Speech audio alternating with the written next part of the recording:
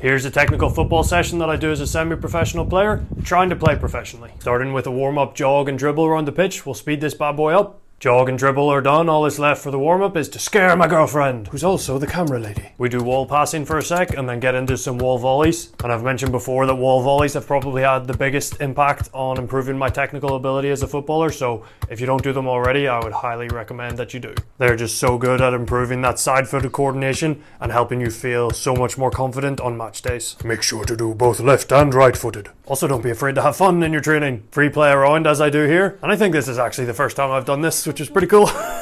When I'm free playing around, I also love to practice touches like this, where you kick it up in the air or against the wall and you try to control it as smoothly as possible so it doesn't bounce after you control it. Any bounces or lack of control are amplified on a hard surface, so practicing these kinds of touches on a hard surface like this and trying to minimize the amount of bouncing is a really good thing to practice. It's time for some size 1 ball above head keepy-ups. But first we'll throw it way up in the air and try to control it as cleanly as possible. Don't forget to scan right and left when the ball's up in the air, so you know if any imaginary opponents are trying to come in and take the ball off you.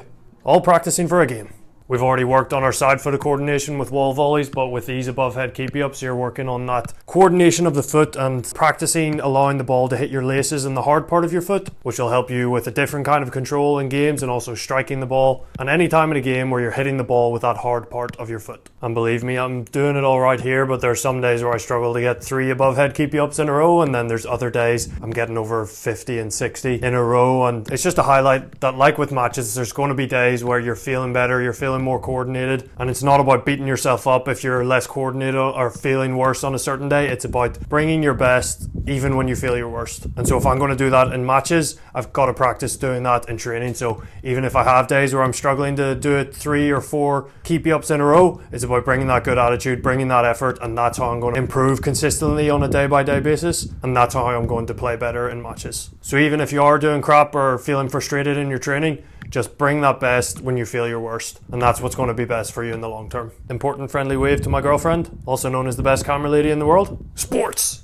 Another important wave to camera lady. These waves are vitally important if you want to improve. And into some tennis ball keepy-ups. I think these can seem like a bit of a gimmick to people, but for me it's challenging and makes you have really precise foot placement and increases your foot to eye coordination. And for me, when I got really good at tennis ball keepy-ups, I felt like I had such great control over the tennis ball, and it led to great control over a normal size ball. So just like with the wall volleys, I'd really encourage everybody that's trying to improve at football to try to get comfortable with tennis ball keepy-ups and also some tennis ball wall play. Almost lose my ball there. I surprisingly haven't lost any tennis balls here, but I've got a ball punctured before on those spiky spikes you'll see up above. Thankfully this dog isn't interested in my tennis ball, but there are definitely ones that are. Like I was saying before, with size 1 ball above head keepy-ups, you've got to be really precise with letting the ball hit the hard part of your foot and being accurate with your foot placement, and tennis ball wall play is the exact same. If you don't hit the tennis ball with a certain part of your foot, it's just going to fly off to the left or to the right. Tennis ball wall play is a really good way of practicing hitting the ball with a specific part of your foot and just increasing your overall foot to eye coordination. Trying my best to beat Ali Ali here.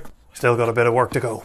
Not bad, big son. Hit the spiky bits there and almost lose my ball. Heart was in my mouth. Into some laced / chipped passing, trying to hit this white line on the wall. Hopefully you can see it. This will naturally improve your laced / chipped passing in matches, and it's also another opportunity to work on the left foot, so getting good balance between training with the left foot and the right foot. I feel like I look a bit stiff and awkward in these clips, and this is probably the area of my game where I could improve the most. Striking the ball cleanly, so with laced passes, shots, improving my coordination and accuracy of those kinds of things is an area that I can definitely improve on. And so in this training session, I'm taking it very light, just getting a bit of movement in the legs, practice with both the right foot and the left foot. But in the future I want to get even more practice with this, like practicing laced diagonal passes on the pitch, doing shooting with both my left and right foot, doing curled shots, doing straight shots. It's an area of really good opportunity for me to improve, and if I do, it will have a massive impact on my game. Working on some outside of the boot passing here, and again, this probably seems like a gimmick for a lot of people, but it's actually a really effective move in games. And the reason for that is this: it means you can more easily pass the ball while being immediately immediately on the move. So hopefully I'll get some clips in the background here, but you see James Maddison and other players like Modric do this all the time. They pass, let's say they're right-footed, they pass the ball with their right foot as they're leaning to the right. So they pass it with their right foot, they're leaning to the right, so they're already on the move to their right, so that they're getting away from the person that's pressuring them, and they're more likely to be free for a return pass. So they can do a quick pass with the outside of their boot, be on the move already, get the ball back, and then keep progressing the play and keep doing good things for their team. I slip on the grass here, and to avoid embarrassment I start doing some breakdancing, and it's very clear that I am quite the dancer. And I'm glad I didn't slip at any other points during the session. Finishing up the session with some Maradona 7s, and this one actually might be a gimmick, but at the very least it'll improve foot and eye coordination, and it's fun.